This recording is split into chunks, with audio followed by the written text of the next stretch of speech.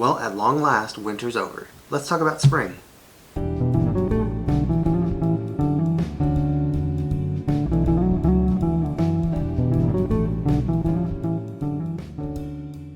What's up, fellow plant enthusiasts? My name is Dylan and this is Bane's Botanicals. Today we're going to be talking about spring, specifically what you need to do to your houseplants now that winter's over.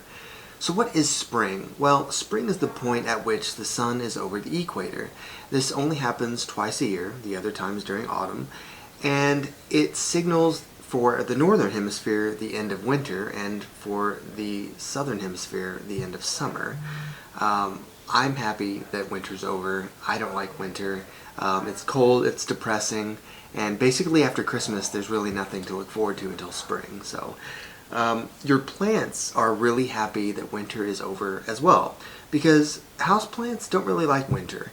They kind of go into a dormant phase because they can sense the drop in light and the drop in temperature and everything, so they just kind of go to sleep for 2 or 3 months. But they know it's getting warmer and they know that there is more light outside now. We'll get to that. So what are some things that you can do to kind of prepare for spring? Well, first off, if you have grow lights like I do, this is the time that you want to start upping your timers. So like mine are set on a timer, they turn on at a certain time, they turn off at a certain time. Well, in order to mimic the increased daylight, I have to adjust my timers, and I usually up it by maybe an hour in the spring, and then I'll up it maybe like another hour when we're a little bit closer to summer. I might actually do 2 hours. I don't have a set like schedule yet, but the point is that you want to make sure that your plants are getting plenty of light to mimic spring and summer. As far as watering goes, they're going to start needing more water now, because during the winter, plants don't need as much water because they're dormant. They're not using all of that moisture because they're not photosynthesizing as much. But now that it's spring, they're ready to get drenched again. Along with that, you really want to start considering fertilizing again. Now for me, I just fertilized my plants during my last watering, and basically I did half the amount that I would normally do just to kind of acclimate them a little bit. So the next time I fertilize, I'll do the full strength because I know that they're going to be ready for it. But yeah, plants, they're ready to start growing, they're ready for their new foliage, they're ready to flower, so they need that fertilizer to kind of get them a good jump start. Repotting wise, if you have plants that are becoming root bound and you feel like they're ready for the next size up, now's the time to do that, because plants are actively growing, so they're going to recover from the stresses of repotting a lot better than they would if you did it in autumn or winter. Plants really don't like their roots messed with that much. I mean, they do fine, obviously, but some plants specifically like Hoya hate having their roots messed with. So if you're ever going to repot a Hoya, really try to do it in the spring so that you can minimize the transport stress. Where were we at? Fertilizer, light, soil. How do you know when to repot? Well, usually some plants will have roots coming out of the top because they have no place else to grow. If you can lift your plant out of the pot and you see all of the roots like and hardly any soil, it's time to repot it. There are plants that like to be root bound, but there is a limit. I mean, most cacti like to be root bound. Hoya don't mind being root bound. I'm missing a couple of big ones. I feel like philodendrons don't mind being root bound. But anyway, like I said, there's a point because the plant still needs more room to grow, and the plant needs soil so that it can continue to absorb moisture and everything. And since I'm doing a spring video, I think a lot of us have been plant shopping recently just because we're getting ready to put a lot of our plants outside for the season. Once those cool nights get above probably about 60 degrees, that's usually when people start putting their plants outside. Actually, 65 is probably better for some plants. But yeah, there's going to be more space in your house for more plants. So even I have gone and bought a few recently, and this is like a good chance to share some of that with you guys. I did pick up this Pellionia recently, and I didn't know that this specific kind of Pellionia existed, like this specific color with kind of that light green in the center of the leaves.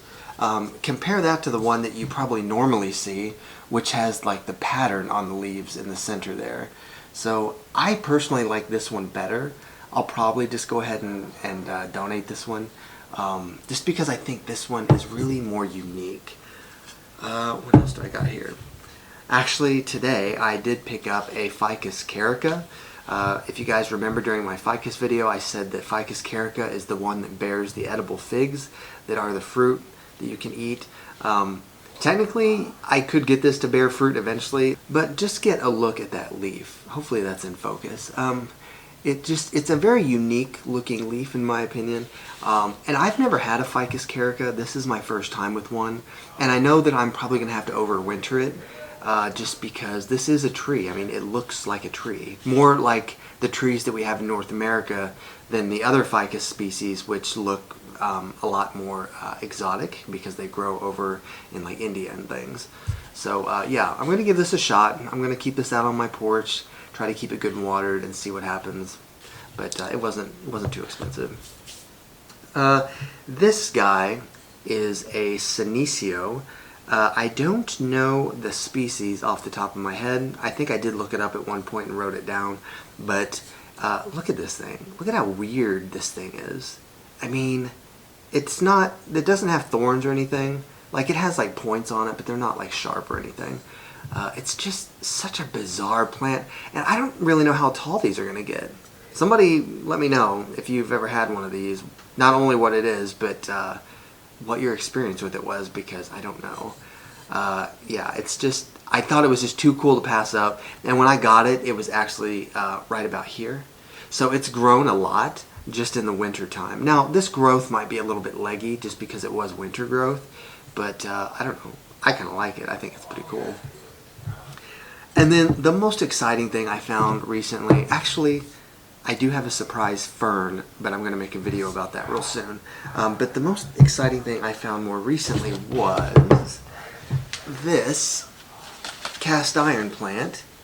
And if you guys notice that beautiful white on top there, this is a Aspidistra elatior, just like all the other cast iron plants. But this one is called snowcap. It's also called snow crown sometimes. There's a word for it. Somebody told me recently, but what happened was somebody commented, one of my new subscribers commented on my video about Aspidistra and said, hey, you forgot to mention this one. And I looked it up and I was like in love with it.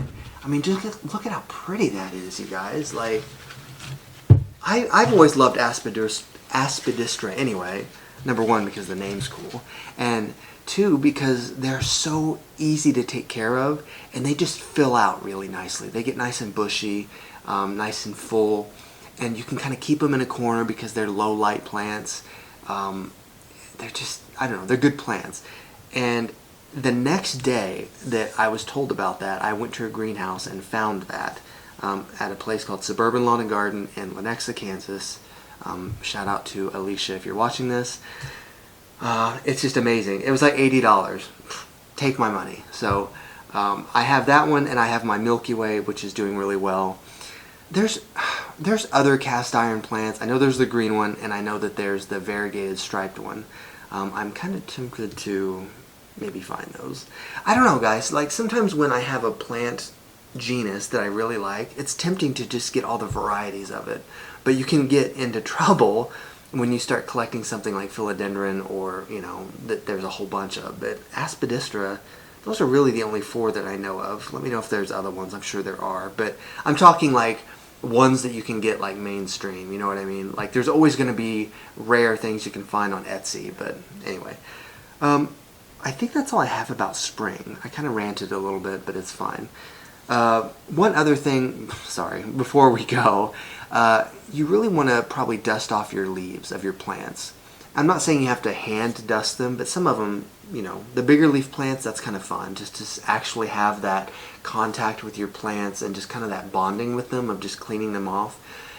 They've probably collected a lot of dust during winter, and you want to make sure that they can photosynthesize as efficiently as they can, since it's spring and they're going to be in their prime time for growing. If you have a smaller leaf plant, kind of like this one, just stick it in the shower. Just kind of rinse it off.